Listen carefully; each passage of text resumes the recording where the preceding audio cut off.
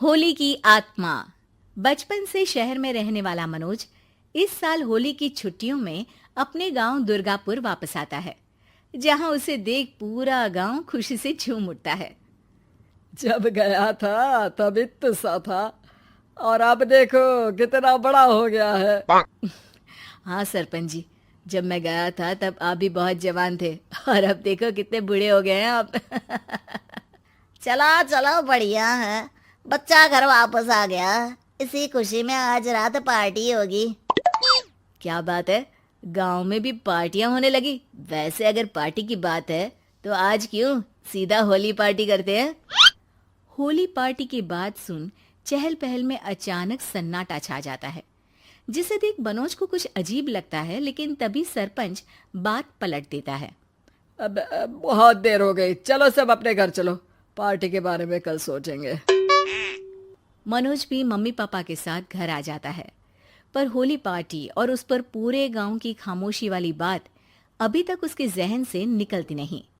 पापा, होली पार्टी की बात पर सब चुप क्यों हो गए थे? अरे होगी उनकी कोई अपनी बात।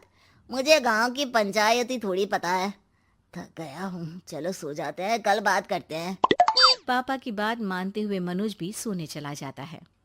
आज तो छुपा लिया, लेकिन हफ्ते बाद जब होली का दिन आएगा तब इसे कैसे रोकोगे? अगली सुबह सूरज के साथ ही मनोज भी गांव घूमने निकल जाता है, जिस पर रास्ते में उसे अपनी ही उम्र के कुछ लड़के भी मिलते हैं, जिनसे दोस्ती कर अब वो उनके साथ घूमने लगता है। इसी तरह कुछ दिन बीत जाते हैं और होली नजदीक आने लगती है। दोस्तों, होली में 4 दिन ही बचे हैं, पर गांव में उसकी कोई तैयारियां क्यों नहीं दिख रही? क्योंकि यहाँ होली नहीं मनाई जाती। अरे पर ऐसा क्यों? वो राजा भूषण। अरे तुम 4 दिन के लिए आए हो, क्या इतना सोच रहे हो? चलो कुछ खाने चलते हैं। इसी के साथ एक बार फिर होली की बात को टलते हुए देख मनोज को शक होने लगता है। वो घर पहुंचते ही इंटरनेट पर अपने गांव और राजा भूषण के बारे में जानकारी निकालने लगता है। क्या? मुझे आज तक ये नहीं पता था। ऐसा कैसे? किसी ने मुझे कुछ बताया क्यों नहीं? सारी जानकारी लेने के बाद मनोज गांव वालों या अपने मम्मी पापा से कुछ पूछे बिना खुद ही उसकी सच्चाई के बारे में छानबीन करने लगता है, जिसके चलते वो राजा भूषण की हवेली में पहुंचता है। वाह, क्या हवेली है यार। पर क्या यहाँ सच में कोई भूत है? हेलो भूत जी, कोई है क्या? हम इस साल गांव में होली सेलिब्रेट कर रहे हैं, क्या आप उस पर थोड़ा इंटरव्यू देंगे?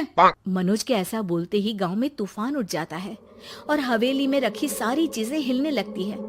एक अदृश्य शक्ति मनोज को धक्का देकर हवेली से बाहर निकाल दरवाजा बंद कर लेती है। ये सब देख मनोज हैरान रह जाता है। क्या अभी मुझे हवा ने धक्का देकर बाहर निकाल दिया? मेरे होते हुए इस गांव में कभी होली नहीं मन सकती, इसलिए दोबारा ऐसी कोशिश भी मत करना, अंजाम बुरा होगा। आवाज सुन मनोज हैरानी से इधर उधर देखने लगता है, पर उसे कोई दिखाई नहीं देता। वो गांव वापस आ जाता है, जहां तूफान की वजह से सब कुछ तहस महस हो चुका होता है। आखिर ये तूफान आया कैसे? ना ऐसा कोई मौसम था और ना ही हमने होली का त्योहार मनाने की बात की थी। सरपंच की बात पर कोई रिएक्शन दिए बिना मनोज चुपचाप अपने घर चला जाता है।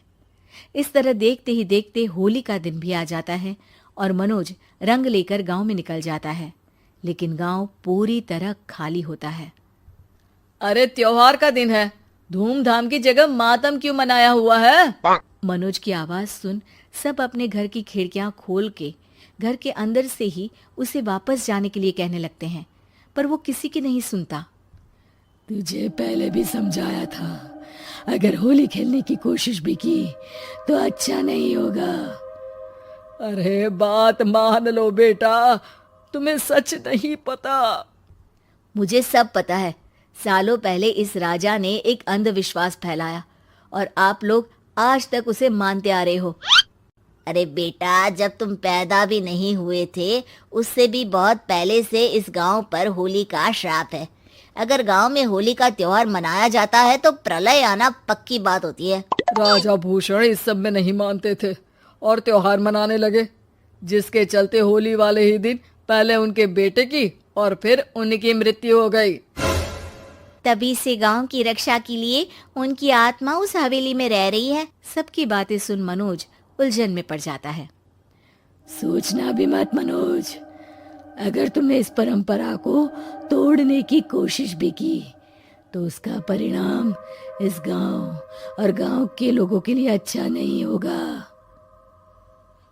मुझे भी यकीन नहीं हो रहा कि आप लोग एक बेतुकी बात को मानकर सालों से रंगों के त्योहार को मातम की तरह मनाते आ रहे हो। मनोज किसी की कोई बात ना मानते हुए पूरे गांव में रंग बिखेर देता है, जिसके तुरंत बाद वहां तूफान के साथ बिजलियां गरजने लगती है। अचानक मौसम में ऐसा बदलाव देख जहां मनोज कंफ्यूजन में आ जाता है, वहीं गांव वाले डर से सहम जाते हैं।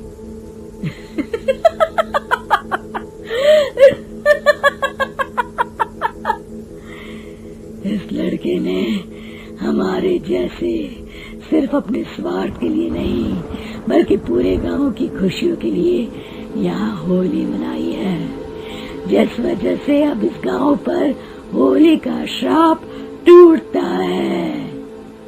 ऐसा बोलकर राजा का भूत वहां से गायब हो जाता है, जिसके बाद गांव के लोग धूमधाम से होली मनाते हैं। खुशियों के रंग गांव में बिखरे ही होते हैं कि अगली सुबह अचानक मनोज कहीं गायब हो जाता है और एक बार फिर गांव में होली का नया राज शुरू हो जाता है।